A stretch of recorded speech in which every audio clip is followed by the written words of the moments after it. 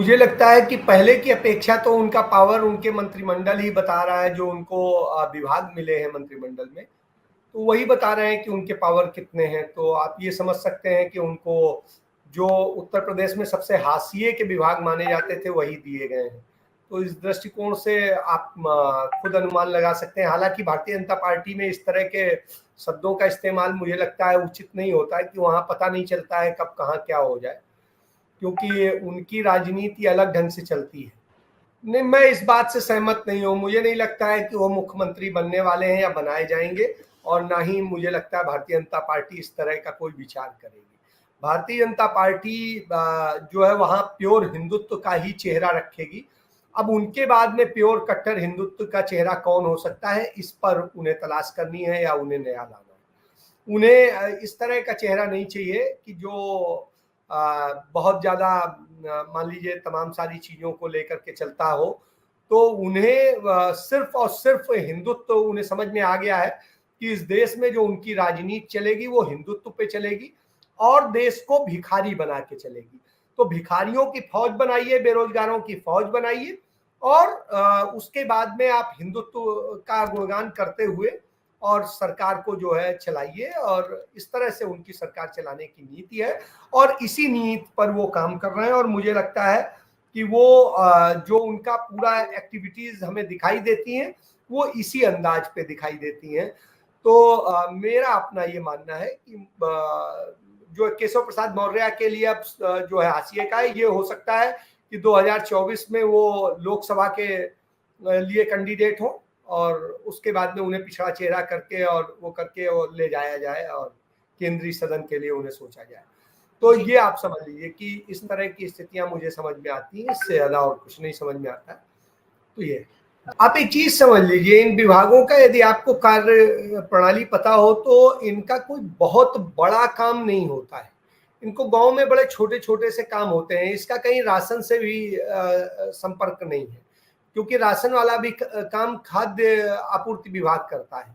तो आप ये समझ लीजिए कि इनका सिर्फ जो है जिस तरीके से छोटे छोटे ठेके पट्टे होते हैं, ग्रामीण अभियंत्रण विभाग होते हैं, वो होते हैं, तो वहां से काम है। इनके अंदर राजस्व भी नहीं आता है, कि राजस्व होता है कि आपके पटवारी और वो और ये सारी चीजें आपके आती है, वो भी नहीं है। तो आप ये समझिए ये ऐसे विभाग हैं जिनसे कोई बहुत बड़ी आप वो कर लेंगे, ऐसा नहीं है। हाँ, इसके जरिए आप क्या है गांव गांव घूम सकते हैं और उसमें अपने संपर्क बना सकते हैं। जो पिछड़े वर्ग में है उसमें संपर्क बना सकते हैं। तो ये एक चीजें कर सकते हैं, लेकिन आप कोई बहुत बड़ा प्रभावी काम कर लेंगे, आपके अंडर में कोई बहुत बड़ी चीज आती है, तो ऐसा नहीं है। आप हैंडपंप लगवा लीजिए, आप छोटे छोटे से वो करा लीजिए, वो भी उसके लिए भी आपको तमाम दूसरे डिपार्टमेंटों से जो है वो करना पड़ेगा, कोऑर्डिनेट करना पड़ेगा। फंड जरूर आपके डिपार्टमेंट से रिलीज होगा। तो ये है। तो ग्रामीण विकास जो मंत्रालय है उसमें कोई बहुत बड़ी चीज नहीं है। उसमें विकास के नाम पे जो फंड मिलता है वो बीडीओ और सीडीओ के थ्रू ऑपरेट होता है। तो इसलिए आप ये समझिए सीधे इसमें नहीं है, बस यही है कि छोटे छोटे ठेके पट्टे आप दे दीजिए लोगों को। तो इस तरह के काम आप करवा सकते हैं। तो इससे आप कुछ समूह ग्रुप वो बना सकते हैं जो कहीं ना कहीं थोड़ा सा एक गांव में मजबूत स्थिति में आपको दिखाई दे, लेकिन शेष और कोई बहुत बड़ी चीज नहीं कर सकते। नंबर एक। नंबर दो, आपको ये समझना पड़ेगा कि जिस तरीके की स्थितियां हैं, आपको 2024 के हिसाब से यदि आपको देखेंगे तो यदि विपक्ष के रूप में कोई आज नजर आता है पूरे हिंदुस्तान में तो वो कांग्रेस पार्टी नजर आती है। आप देखिए महंगाई से पूरा देश जूझ रहा है, बहुत सारी चीजें जूझ रही। कोई एक सिंगल दल आप बताइए जिसने इसके खिलाफ आंदोलन खड़ा किया हो? कोई नहीं है। सिर्फ कांग्रेस पार्टी ने ही शुरू किया और राष्ट्रव्यापी आंदोलन शुरू किया। कितना असर होता है नहीं होता है अलग विषय है, लेकिन उन्होंने अपने धर्म को, विपक्ष के धर्म को अपनाया और सड़क पर उतरे। संसद में भी उन्होंने इसको लेकर के पूरा जो भी कर सकते थे, जितना उनके पास संख्या बल है उस हिसाब से वो कर रहे हैं। तो आपको समझना पड़ेगा उसके बाद में विपक्ष के वो दल कहां हैं जो अपने आप को कहते हैं कि हम इनको वो करते हैं और उनको करते हैं। असल में जो क्षत्रप दल है, चाहे समाजवादी पार्टी हो, चाहे बहुजन समाज पार्टी हो, चाहे दूसरे और दल हो, ये चाहे आरजेडी हो, चाहे क्या कहते हैं नीतीश की पार्टी हो, तो ये सारे दलों की स्थितियां देखिएगा चाहे जहां पर भी, तो ये जातियों को कनेक्ट करते हैं, ये धर्म को कनेक्ट करते हैं, ये सर्व समाज को कोई भी कनेक्ट नहीं करते। तो सर्व समाज को कनेक्ट करने वाला कौन है? या तो भाजपा है या कांग्रेस है। और भारतीय जनता पार्टी में एक समाज को बिल्कुल दरकिनार कर दिया जाता है, वो वहां पर मुस्लिम होना आपके लिए अपराध, आपको सिंबॉलिक रखा जा सकता है कि हाँ रूफी मुसलमान है तो रूफी को एक सिंबॉलिक दिखाने के लिए दिखाया जा सकता है, हाँ रूफी हमारे साथ, लेकिन असल में रूफी का हित नहीं वो चाहेंगे। वो रूफी को जैसे ही मौका मिलेगा वैसे ही लूटने की कोशिश करेंगे। तो आप ये समझ लीजिए ये उनकी नियति होती है। तो इस तरह की उनकी कार्यप्रणाली है। लेकिन कांग्रेस पार्टी में आप सभी तरह से वो कर सकते हैं। आपको बताएं, भारतीय जनता पार्टी की एक बड़ी सीनियर नेत्री ने मुझे बताया, उसने कहा यहां सब कुछ देना पड़ता है तब आप आगे बढ़ पाते हैं। आप इस बात से समझ सकते हैं कि स्थितियां क्या है। तो ये सब जब स्थितियां हो तो आदमी तमाम सारी चीजों में होता है और तमाम उसकी स्थितियां उस तरह से होती हैं।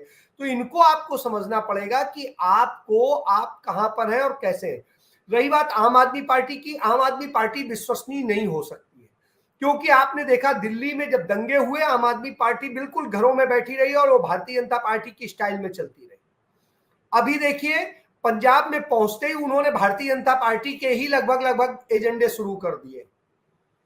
तो इस दृष्टिकोण से आप समझ लीजिए कि आम आदमी पार्टी को आप किसी भी स्थिति में विपक्ष का चेहरा नहीं मान सकते, उसे भारतीय जनता पार्टी के एक छद्म रूप में आप देख सकते हैं। तो ये समझ लीजिए ये उनकी कार्यप्रणाली है, उनकी स्थिति है। तो इसलिए आपको यदि जाना है तो मुख्य विपक्षी दलों पे जाना पड़ेगा, और मुख्य विपक्षी दल यदि हिंदुस्तान में कोई नजर आता है तो कांग्रेस पार्टी नजर आती है। तो उस स्थिति में 2024 में एक ही विकल्प है। और इसी कारण नहीं, उसका दूसरा कारण भी है कि यदि हम देखते हैं 2019 का ही आप इलेक्शन का यदि ले लीजिए डाटा, तो उसमें 22 जो है करोड़ जो है वोट मिलते हैं भारतीय जनता पार्टी को और 12 करोड़ वोट मिलते हैं कांग्रेस पार्टी को। शेष कोई ऐसी पार्टी नहीं है जो उसका 1/4 वोट भी ले ले। तो आप समझिए जब कोई और 1/4 वोट भी नहीं ला पाता है तो उस स्थिति में वो विकल्प कैसे हो सकता है। और आम आदमी पार्टी का जो टोटल वोट था वो 50 लाख के करीब था, 60 लाख। तो आप समझिए वो तो उस स्थिति में भी नहीं है। तो ऐसी स्थिति में हमें उन लोगों पर स्टेक लगाना होगा जो भारतीय जनता पार्टी को उखाड़ फेंकने की क्षमता कहीं रखते हैं, और उनके साथ सबको जुड़ना पड़ेगा जो चाहते हैं कि एक मजबूत जो है विकल्प तैयार हो जाए। तो ये आप समझ लीजिए, और इसी पर जब आप काम करेंगे तभी कुछ हो सकता है। अभी भी आप एक चीज देख लीजिए, 55% जो जनता है इस देश की वो भारतीय जनता पार्टी के खिलाफ वोट कर रही है। तो ये इस बात को समझना पड़ेगा कि यह स्थितियां सामने हैं और ऐसी स्थितियों में आपको उस ढंग से देखना पड़ेगा और वही विकल्प बनाना पड़ेगा। जी। और आप हमसे जुड़े रहने के लिए सब्सक्राइब करें YouTube पर, फॉलो करें Twitter पर और लाइक करें Facebook पर। और ज्यादा जानकारी के लिए आपको टाइप करना होगा सिर्फ न्यूज़ नशा।